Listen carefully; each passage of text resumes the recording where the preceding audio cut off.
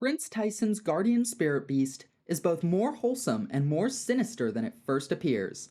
Hello and welcome back to Suck War Central. My name is CJ, and I think it's time to discuss a prince I honestly haven't had any deep thoughts about until very recently. That's right, I'm talking about the girl that gets so very little attention from the fandom. Maybe because she's been rather divorced from all the main plotlines up till now. Maybe because she's not conventionally attractive. Or maybe because she's just such a bizarre little woman that nobody knows what the hell to make of her. In any case, I've always avoided poking at the Tyson thoughts in the back of my brain, because she reminds me a little of how I used to be as a person, when I was like 11 years old. But she's a grown-ass woman. I mean, she has to be in her late 20s at the youngest, judging by the age of the other princes. Side note, isn't it strange that aside from the literal baby and toddler, the older each prince, the more emotionally immature they are? I wonder what Togashi was trying to say about the ultra-wealthy governing class with this one. Anyway, whatever the reason, Tyson has gone woefully underexamined by both myself and the Hunter x Hunter fandom at large. But that stops today. I'm here to analyze Tyson's character and use that to theorize about her Nenbeast and what dastardly secrets it could be hiding. Let's start with the concrete facts of what we know about Tyson and her Nenbeast. As far as Tyson herself goes, her own mother kinda hates her. Every Queen of Kakin is meant to raise their children in order to make them king so that they can attain power and status for themselves, and Tyson is the only child of 4th Queen Katrono. That makes Tyson Katrono's only hope at getting herself the glory she seeks, but Tyson doesn't even want to take part in the succession contest in the first place. This has caused her mother to view her as an embarrassment and a disappointment, leaving Tyson rather starved for respect and affection. Queen Katrona has gone so far as to say she hates the pitying looks the other queens give her, and that she doesn't expect any grandchildren from Tyson. Fucking yikes, dude. If my mom told me that, I'd be messed up too. Tyson feels very little love in her life, and so has become obsessed with the concept of it. She's written a book about it called the Tyson Cannon, which she basically poured her heart into, and punctuated it by naming all the chapters after songs she likes. Hey, I do that. That's embarrassing. Anyway, this book is extremely important to Tyson, so much so that she agreed to join the succession war on the condition that her mother try and get King Nasabi to read it. Talk about being desperate for parental affection, sheesh. Appropriately, her guardian spirit beast and its mechanics are also directly linked to this book. It's an emitter employing the diffusive levy type. That means it collects something from a large group of people. Another translation of the kanji used for diffusive levy type could read mass conscription type, which definitely sounds a bit more ominous and cultish. Anyone who receives a copy of the Tyson Cannon gets one of these eyewogs attached to them. If they actually read the book, the ability activates and bestows happiness upon the subject in proportion to how much they've read. However, it also collects aura from the target for an unknown purpose. And last but not least, if the target breaks the one and only taboo of this book, they will be punished harshly. That taboo is probably violence or killing, but we don't know for sure. So what does all this tell us about Tyson, the person? Remember, all evidence so far suggests that the guardian spirit beasts are representations of each prince's personality and mind, both conscious and subconscious. In my opinion, that means we can use what we know about this Nenbeast to examine Tyson's personality, and then, in turn, use that analysis to speculate about the likely unknown functions of the Nenbeast. On that note, obviously the Nenbeast is focused on love and happiness, just like Tyson, and is designed to give her what she feels like she's missing in life, that being the love and respect of others. But it also shows, in my opinion, Tyson's rather immature ideas of what love actually is. She's very clearly emotionally stunted, probably on account of the abuse and neglect from her mother, and thus has a similarly stunted concept of love.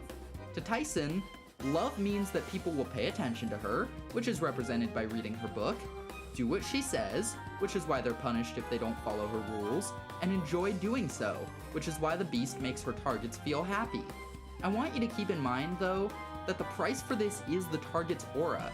The beast extracts a tithe by literally sucking the life energy out of Tyson's followers. This sort of thing is why when Hunter x Hunter fans actually do spare some time to talk about her, it's usually to talk about what a creepy cult leader she is. And yeah, I won't deny it's reminiscent of the darker sides of religion, but I also want to stress I believe Tyson is more than that. Her ability is messed up and harmful, sure, but when it comes from a place of innocence, can you really hate her that much? While I do believe her Nenbeast is hiding some sort of sinister secret, I don't think that's because Tyson is actually some sort of manipulative schemer. This is evidenced by the difference between Tyson and Sale Sale's guardian spirit beasts. Tyson is not an egotistical jackass like Sale Sale.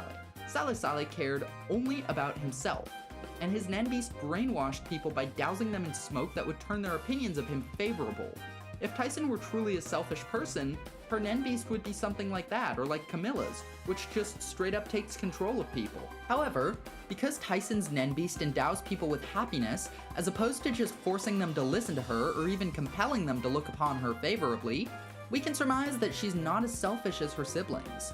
She genuinely cares about the people around her, and more importantly, she wants them to love her by choice, not by coercion. If you don't want to get brainwashed by Tyson's Nenbeast, all you have to do is just not read her book, or in other words, not give her attention. Compare this to Sale Sale's beast, which forces people to like him whenever they're in his general vicinity.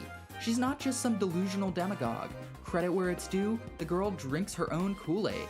All that stuff she says about love changing the world, she believes it. So with that in mind, I think we can start to theorize about what exactly her Nenbeast is stockpiling Aura to do. Izunabi and Giuliano speculate that it's something akin to a spirit bomb from Dragon Ball. Side note, I don't know shit fuck about Dragon Ball except that according to a poll I saw on tumblr.com, the fandom is in agreement that Prince Vegeta is probably not very good in bed. So I did have to Google what a spirit bomb is. In any case, I don't think this Nenbeast's trump card would be something so destructive and violent. When Tyson says, "My only weapons are love and devotion," I think she's being sincere. She says it to suggest that she can't fight, but I think we all know that love and devotion very much can be weapons in their own right. So what I posit is this: the religion of Tyson, Tysonism, if you will, is going to reach that realization that all major religions founded on spreading love and saving people seem to, that sometimes people need to be converted by force. Now Tyson doesn't like violence, so I don't think her Nenbeast will seriously harm them. What's more likely is that exactly what I said happens. I think when Tyson is threatened, her Nenbeast will spend some of that accrued aura to blast the attacker with some sort of happiness bomb. One might even say a love bomb, that overwhelms the target with positive feelings to such an intense degree that they're instantly converted to Tysonism. No manipulation, no harm, no mind control, just the overwhelming power of love. This would be extremely fitting for a few reasons. For one, love bombing is how many cults recruit members. And this isn't just an English term. I dug around the internet and stumbled upon some Japanese magazines discussing the subject, where it's referred to as Ai no Bakugeki, which, well, those are just the kanji for love and bombing raid plus the possessive, so you know. I guess if you want to be more literal, it's bombing raid of love, which does sound like, that sounds hard as fuck, I love that. But okay, we're getting in the weeds. Point is that the metaphor works very directly in both English and Japanese. And as long as there's no damage or mind control inflicted by this ability, can it really be called an attack or act of violence? Yes, in the classical sense, a Nen projectile that brainwashes its target is in fact an attack. Because no fucking shit, Sherlock. But it's because Tyson would never consider this an attack that I believe her Nenbeast might employ it. To Tyson, it would be an act of great compassion, you see. Heads up, I'm about to drop some major spoilers for Chainsaw Man, so if you haven't read past chapter 97 of the manga, this is your cue to skip to the time on screen. I'll give you a few seconds to do that. Ready? Okay. It's the same principle as when Denji keeps Makima from regenerating by eating her. Because to Denji, it's a genuine act of love, despite the violent nature of what he's doing, it bypasses Makima's contract stipulation that redirects attacks. And compared to Chainsaw Man's devil contracts, Nen is an even more individuality-based power system, which means the odds of this gambit working are significantly higher. In fact, we've already explored this very idea all the way back during the Chrollo vs. Hisoka fight by way of the Order Stamp puppets. And now that I think about it, that whole fight was used to foreshadow like 10 different concepts that we see again during the Succession War. Oh lord, it is really pissing down outside, as the Australians say. I really hope you guys can't hear this rain on the recording, because it's not going to stop anytime soon and I have no way to get rid of it. Anyway, I wonder if Togashi did that foreshadowing thing on purpose, or if these were just the ideas bouncing around his brain at the time. Knowing this beloved author of ours, it could be either. Point is, how in character for religious leaders to bend their own rules for the sake of their agenda. Now, we can't just posit all that while ignoring the elephant in the room. the punishment for disobeying Tyson's teachings. If I had to guess, it's something that still doesn't count as an attack by Tyson's metrics. I'm pretty sure I saw a Reddit user a while back suggest that this could be achieved by putting the target into Zetsu, and it's a pretty good theory, but I do have an issue with it. See, unless someone's a Nen user, they probably wouldn't feel that different or comprehend the punishment that's been administered. What's more likely, I think, is a metaphorical excommunication, in which the person is ostracized from the group, and the flow of happiness from Tyson's Nenbeast is cut off. With all that being said, I hope I've made a semi-convincing case for why we should all be paying Tyson just a little bit more attention, but not too much, and God, I hope Hunter x Hunter comes back soon. I'm so excited. I say that, but even though I'm recording this video in February, it's not scheduled to come out until March, so who knows, we might already be back by the time I release it. In any case, I've got a third wish that I'd like to send you all off with. I hope you have a wonderful day.